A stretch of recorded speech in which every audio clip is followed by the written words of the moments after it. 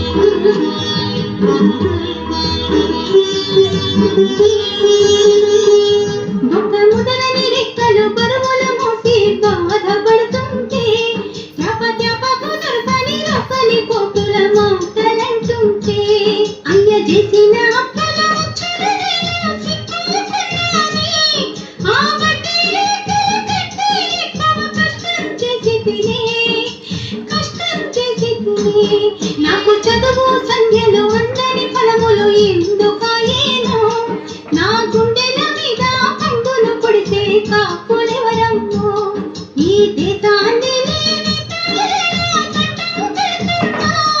నా బాధలు చిచ్చని కాళ్ళు మొక్కుతున్నా, మీ కాళ్ళు మొక్కుతున్నా, నా శక్తి చేతులు చక్కని రాతలు నేర్వలేదయ్యో, నా సంతన వేడితో చాలు వాళ్ళు ఉంటుంది నానయ్యో, సిట్టి చేతులు